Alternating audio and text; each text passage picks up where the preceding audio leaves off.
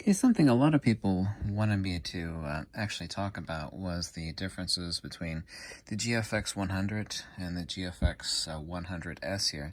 Now, they are both the exact same sensor, 102 megapixel backside illuminated sensor. However, there is half a stop better IBIS on the GFX100S, and that's because it has a lighter, more slimmed down in-body image stabilization platform that the actual sensor rests on. As you can actually see from the backside, the GFX100S is a lot smaller. In fact, the GFX100S is even smaller than my Nikon D500, which is a crop sensor camera. The weight difference, and I don't have the EVF attached right now, the weight difference is 3.08 pounds in the GFX100 here, and only 2 pounds on the 100S. There is no tilting EVF potential on the 100S. It is fixed like most mirrorless cameras. There is a removable and an adaptable, which I absolutely love a lot, tilting adapter that lets you angle and snorkel the EVF, which is really great for getting down low. And also I actually love to portrait orientation and tilt the EVF up, and it makes it kind of ideal to use, so there is no tilting EVF potential on the 100S. The ergonomics between the two, I don't know if you've ever had your hands on the GFX100, but the ergonomics on the GFX100S are far, far, far superior. You can't stick this grip on the GFX100. This is the GB001. It was designed for the Fujifilm X-T1, but it actually works perfectly on the GFX100S, so a lot better ergos. And people talked and were questioning me if I noticed a difference, because this is my GFX100, and I've owned it for quite a long time. The difference between there is 0.8x magnification on the GFX100 and 0.77 on the 100S. Additionally, there is a 5.7 million dot EVF on the 100, which I don't have attached right now, and a 3.7 million dot EVF on the 100S. And I can honestly tell you that I can't tell the difference. I know it's there, and it might be superficially slightly perceptible at some point of extreme acuity of focusing on that, but not really. It's just not really. There are two different batteries. The GFX100S uses the same battery as the Fujifilm X-T4, and of course there's two batteries in the removable tray on the non-detachable vertical grip on the 100. So you have a total of what Fujifilm rates as 800 shots versus 460, but I've actually had this camera out and tested the absolute hell out of it. I've had it to my farm all day long the other day and been downtown with it twice, and I've not noticed anything that would even come close to a complaint on the battery issue of the X-T4 battery that is in the GFX100S. Now, this is $4,000 less. If history is any indication, the GFX100 will probably, and I'm only making an assumption here, will probably drop to around $8,000 sometime later this year. Now, I'm only guesstimating on the price, and I'm only guesstimating on the timeline, but with the past as an indicator, like XT2, XT3, and percentage-wise, I'm guessing, okay? Don't nail me to it. That it should drop to about $8,000 later in the year, this year 2021.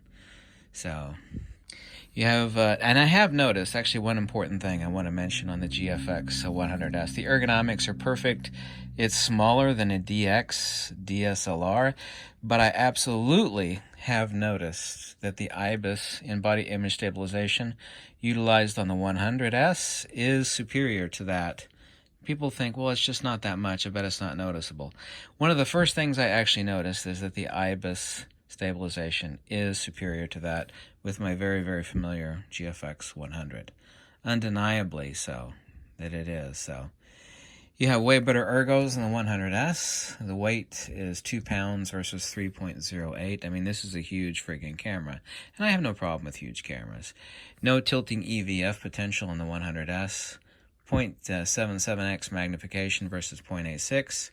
You have 6 stops of IBIS on the 100S that you don't have on the 100, and that's because of the smaller, lighter IBIS Mac tray that the sensor actually rests on. 5.7 million dot EVF versus 3.7. Completely imperceptible to me, 100% imperceptible. Also too imperceptible was the larger battery on the 100. It's rated for 800 shots versus 460. I have noticed no problems or complaints. But I mean, such a small camera. And of course there is no vertical grip. Need we state the obvious? There's no integrated vertical grip. There are no contacts for potential future vertical grip attachments. There are none. That's never going to happen. So, $4,000 less on the 100S here. The exact same sensor in both of these cameras. The exact same image processing engine in both of these cameras. So, but, you know, let's just take one last, side by side from the back. And once again, from the top here. I mean, this is a huge friggin' camera. The 100 is versus the 100S. There's a substantial difference. They both have the same top display too, and the same illuminated top display potential. The gripability on the 100S, Fujifilm listened, and I have no problem with the 100. But the gripability with like sweaty hands or whatnot is a lot better. It's just exactly like an X-T4 and X-T3 is over that of the slick surfaces on some of the rounded angles on the 100, but the ergonomics are definitely way better. I can't see anybody complaining about the ergos. One last thing I wanted to mention that nobody listed is that the front and rear control dials stick out substantially more than that on like the 100 or even the GFX100R or GFX100S or the X-T4, for example. So you do have easy track, like if you had gloved hands, I could see that being an advantage with gloved hands. Before, these front and rear command dials are substantially recessed over that of their cousins, the X-T4, GFX100R, 50S. So they stick out more, they're easier to get traction on quickly. I actually like that. I love the fact that the exposure compensation button is smaller and more correctly positioned. But that's it. Those are the differences between the GFX100 and 100S. For $6,000, this is going to be the last camera you ever need. Quite literally.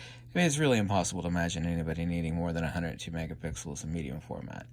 The output is just absolutely jaw-dropping incredible, so... Anyway, thank you so much for watching. I hope that answered your questions on the difference between the GFX100 and the GFX100S. Wait for it. Fujifilm.